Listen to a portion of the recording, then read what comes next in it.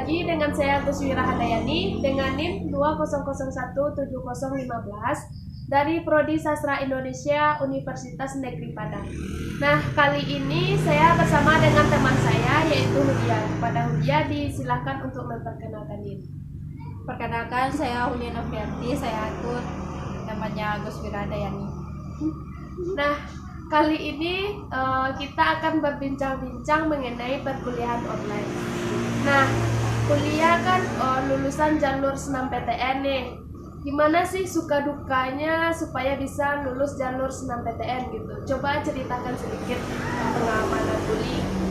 Kalau mengenai SNMPTN, SBMPTN itu saya sendiri tuh gak terlalu paham kan awalnya apa sih SN. Guru-guru dari kelas 10 itu emang sering bilang kalian itu harus semangat belajar gitu, harus rajin, harus giat gitu, biar nilai kalian itu harus naik gitu kan, biar mudah nanti diterima SN, SB gitu kan, SN gitu karena jadi cuman dipikir ya intinya kita harus semangat kan, yang namanya belajar kita emang harus semangat, emang harus giat gitu, cuman itu yang dipikirin waktu itu. Terus sampai kelas 3 tiba-tiba ada guru BK kan datang, terus dia manggil beberapa nama di kelas itu termasuk nama Widi sendiri, terus ngasih formulir gitu, ada tulisannya formulir SNMPTN. Terus bingung dong, kok SN itu apa gitu kan, sering nanya ke teman yang juga diterima kan, SN itu apa sih gitu kan, kenapa harus Uli juga terpilih gitu, karena ternyata seleksi nilai kan, nilai di sekolah dulu. Padahal Uli mikirnya kayak ya udah cuman yang penting itu lulus SMA dengan nilai yang baik, yang terbaik gitu. Cuman itu ternyata dipilih SNPTN, padahal awalnya juga nggak mikir untuk kuliah gitu karena masih bimbang gitu. Terus karena kebetulan sudah dapat formulir untuk calon peserta SN, untuk searching di Google gitu, SN itu apa sih alasan kenapa orang itu bisa diterima di SN gitu, mendaftar jadi calon mahasiswa SNMPTN. Karena sudah searching, jadi kayak merasa apa ya, merasa kayak ini tuh kesempatan yang nggak bisa disia-siain gitu, nggak semua orang bisa gitu. Jadi kayak mungkin itu salah satu cara biar Uli tahu langkah selanjutnya setelah SMA itu apa gitu, kuliah. Nah kebetulan setelah itu sudah memantapkan diri untuk kuliah, bingung dengan jurusan gitu kan ya.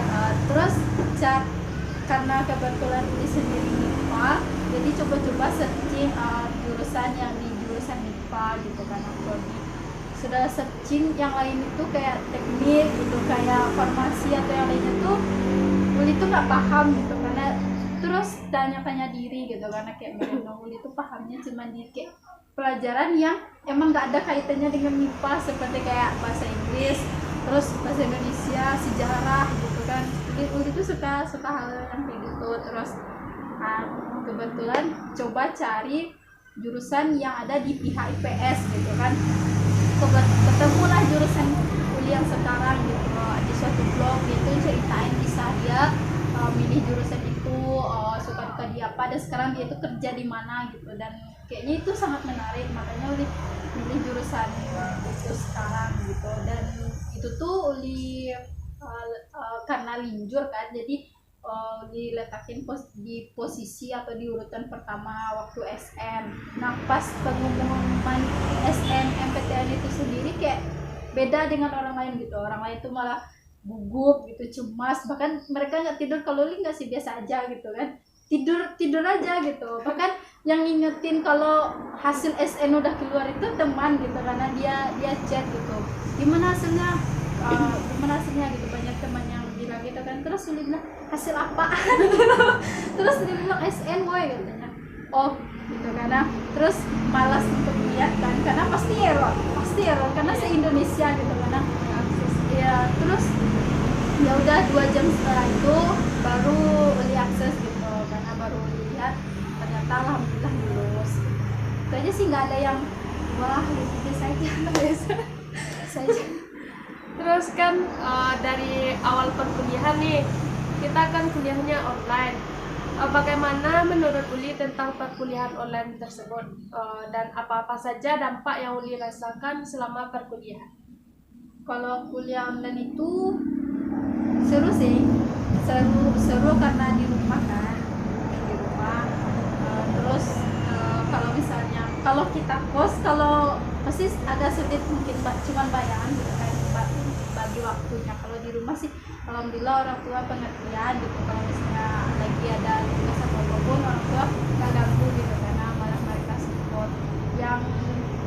Yang nggak sukanya itu kayak jaringan gitu, jaringan itu awal-awal perkuliahan itu tuh Uli sama teman Uli kan, kami tuh pergi ke bandara cuma untuk nyari sinyal gitu, cuma nyari sinyal aja di bandara, bayar pakai juga gitu kan.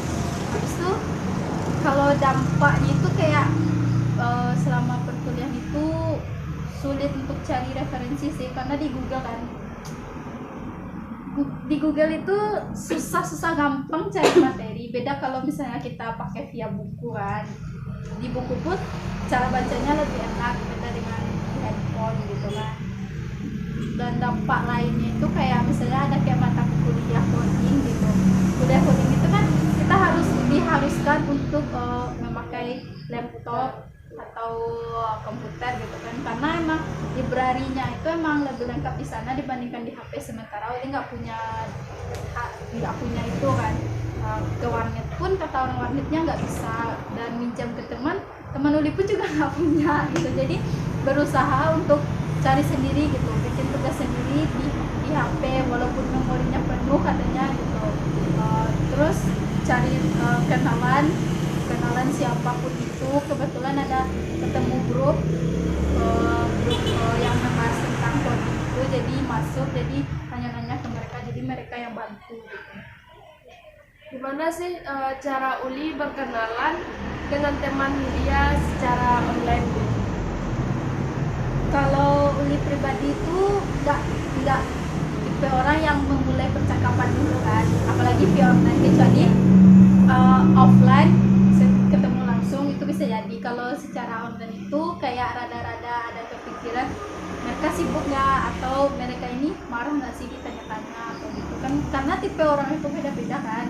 Nah, jadi kalau misalnya untuk memulai dulu cara perkenalan, biasanya cuman kenalin diri, saya siapa, jurusan apa gitu, atau terus nanya tentang dia sedikit, udah gitu aja gitu untuk perkenalan. Karena Uli pribadi yang memulai percakapan dulu itu cuman kepada 3 orang, dan mereka itu pun perempuan. 3 di antara mereka itu ada sih satu yang dekat, cuman satu. Jadi kalau via online itu emang Uli itu nggak bisa memulai dari awal gitu.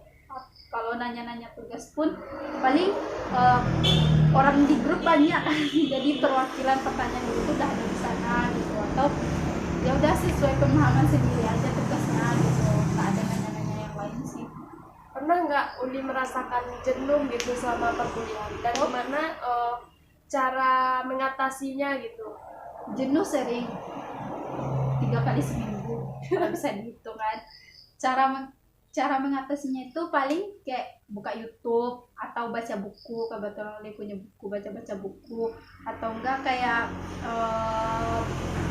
pergi keluar ke teras rumah, terus lihat mobil, lihat motor gitu kan, atau lihat anak-anak mandi hujan atau main-main, teriak-teriak, manjat gitu kan, berdekat, ketawa tuh, ya udah gitu aja gitu. Atau nonton, dan kebetulan Uli suka nonton iya nonton gitu ya, jadi untuk itu aja sih refreshingnya. Terus suka apa tuh, lebih seru masa SMA atau perkuliahan? Ada yang seru SMA, ada yang seru kuliah, tapi kayaknya lebih seru ke SMA kan, karena di SMA itu kita tuh juga udah dekat, kita itu tahu kan karakter teman kita itu seperti apa. Guru-guru pun juga bisa diajak bercanda kan. Sementara kalau di perkuliahan itu ya kayak tadi kan, Uli cuma punya 3 teman aja gitu kan. Terus kayak kalau sama dosen itu nggak bisa dekat, karena emang menghormati gitu kan sudah ada grup juga gitu, ngapain hubungin dosen secara pribadi gitu karena terus kalau di SMA itu kayak kalau nyari tugas itu kayak lihat di Google ada blog itu copy paste udah jadi gitu kan. Sementara kalau di perkuliahan itu nggak boleh kayak gitu kan, harus benar-benar harus diteliti, harus disaring lagi, terus hindari plagiarisme. Jadi itu sih hal yang lebih yang kerennya di perkuliahan gitu. Kalau masalah pertemanan enggak sih, belum kerasa karena kita masih online kan. Oh, kan sekarang kita udah semester 2 nih. Apakah Hulia sudah ikut organisasi gitu? Dan apa sih manfaat organisasi bagi mahasiswa? Kalau Uli pribadi itu nggak ada ikut organisasi, belum ada sih karena kayak online gitu. Kalau masih online itu kayak kegiatannya tuh pasti nggak terlalu terasa kan karena online gitu.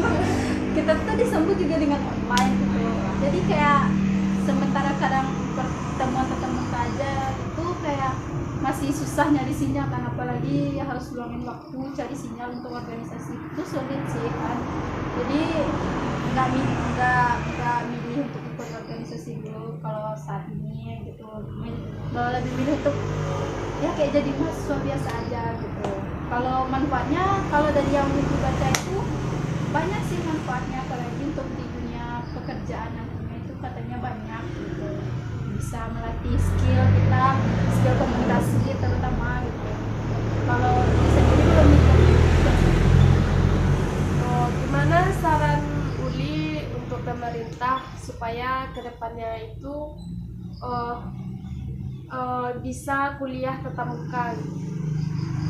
Kayak sekarang kan udah ada vaksin kan, jadi ya sebisa mungkin gitu, intinya kayak berusahalah gitu berusaha untuk sebisa mungkin membuat kita ini mahasiswa bisa kuliah di kampus gitu. Karena kalau saran sendiri nggak tahu sih, karena perjuangan mereka itu juga sulit kan, pastinya mereka juga mikirnya karena kalau COVID ini tuh banyak orang-orang yang nyawanya hilang gitu kan, jadi mereka benar-benar mikirin kita gitu.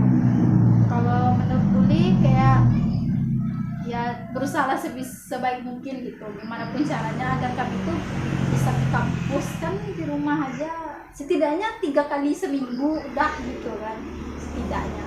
Terus apakah Uli sudah pernah main gitu ke kampus, lihat-lihat yang mana kampusnya? Waktu ambil almet kan, waktu ambil almet itu ya udah itu aja terus keliling kampus, ternyata ini fakultas ini, tapi di mana ruangan sendiri itu nggak tahu. Nah, ini pertanyaan terakhir nih, apa sih harapan Yulia untuk perkuliahan ke depannya, harapan pribadi? Harapannya emang kayak kita itu bisa tetap muka, habis itu untuk kuliah pribadi pun kayak tergolong kepada orang yang malas bikin tugas kan, jadi Uli berharap diri itu bisa bikin tugas dengan baik, dengan lebih giat, nggak nunda gitu kan, dan Nggak deadline, nggak serak-seran. nggak pejuang hamin gitu kan. Ya harapannya cuma gitu, dan bisa lulus dengan cepat, dan yang terpenting itu ilmunya bisa bermanfaat gitu bagi diri sendiri dan orang lain juga. Nah, terima kasih Uli. Nah, sekian bincang-bincang kita pada hari ini. Saya akhiri, wabillahi taufiq wal hidayah. Wassalamualaikum warahmatullahi wabarakatuh. Waalaikumsalam.